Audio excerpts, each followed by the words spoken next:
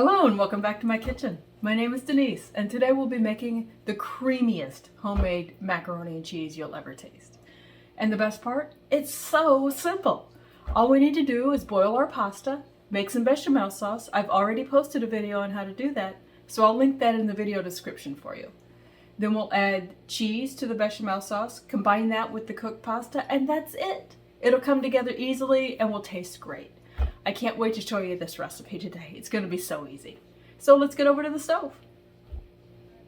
So I bring a pot of water to boil usually, but today I'm going to be using my homemade chicken stock. I have a video posted on that and I encourage you to watch that because it's so easy to make. For me, I can it, so it's a little bit of a process for me, but I encourage you to watch that video just to see how easy it is to make your own stock. So I'm going to be boiling my pasta today in homemade chicken stock. Then when it comes to a boil, and I'll add the pasta. And while the pasta's boiling, I'll make the bechamel sauce using butter, flour, milk, salt, and pepper. I'm going to quickly go through it here because there's another video with the full instructions on how to make it. So, when I make bechamel, I wait until it's thickened a little bit before I add my second half of milk. See how it's got some viscosity to it? It just seems to cook a lot faster and thicken up at the end a lot better. So I'll add it in either 2 or 3 rounds instead of just all at once. So that's why you'll see me add, in the beginning I'll say, well, that's half. So that's why I do it that way. Okay, so our bechamel sauce is thickened, as you can see. Or at least I hope you can see it. It's thickened up on the sides.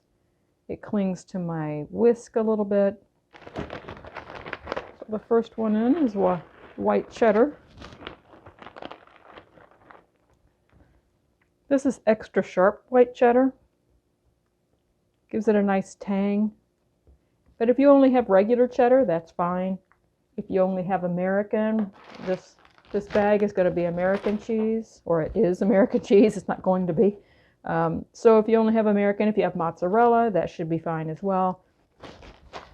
I needed to use 8 ounces, which is about a cup. So now I'll just stir until this is combined.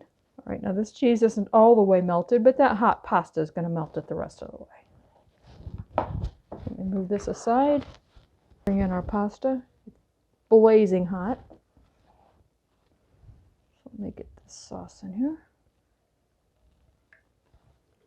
So I'm not just incorporating the cheese sauce here, I'm also melting the rest of that American cheese. I was not patient enough with the white sauce.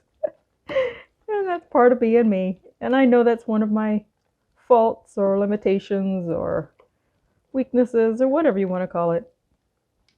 That's how you make creamy stovetop mac and cheese. It's just that fast.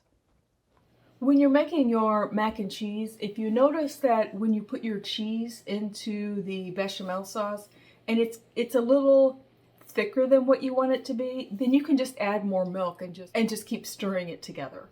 And that should thin it out and you can just go to the level that you want. And what I usually do is I'll go ahead and add my macaroni in because those macaroni noodles will still have some water in it from the cooking process. So I'll combine everything together, and if it's still a little thick, because I want the creamiest that I can get, right? So if it's still a little bit thick, then what I'll do at that point is add some more milk in and then stir it around until I get it to the creamiest level that I want it to be at. I don't go, be careful to not go too far, but even if you do, if you're putting this in the refrigerator or you're going to bake it in the oven, some of that moisture is going to be baking off anyway. Or if you put it in the refrigerator, that pasta is going to continue to absorb some of the moisture. So if it's too thick going into the refrigerator or into the oven, it's just going to get thicker and it's going to bind itself together even more. So I encourage you to do what I do and just improvise a little bit and just add a little bit more milk. And today I'll be putting this into the freezer for my family to enjoy later, so it will be convenient for us to have it already prepared. Even though it's easy to make, some nights I just want the ease of just pulling stuff out of the freezer and thawing it out rather than cooking it, I'm sure you have days like that too. If you prefer, you can put the finished mac and cheese into a baking dish and then cover it with additional cheese and bake it for 20 minutes at 350 degrees Fahrenheit or until it's bubbly and golden brown on top. If you do that, then I would, when you're boiling the pasta, I would stop it about a minute before the package directions. So if it says to boil the pasta for 9 minutes, then boil it for 8 if you're going to be putting it in the oven, because it's going to cook a little bit more in the oven just to heat it through. Okay, so now for the taste test. Creamy macaroni and cheese. Look at that. There's more cream on there than there is macaroni. Mmm. That sharp cheddar cheese is really good. Pasta was cooked in, oh my gosh, it's so good. My mouth is watering. I can tell the pasta was cooked in homemade chicken stock. And this is the day that I finished my chicken stock. You can see it right there. So that's the last 7 quarts. There's another video that shows you. It's so good. There's another video I'll put up that will show you how I did that, how I made my chicken stock, and then how I canned it as well. This is really good.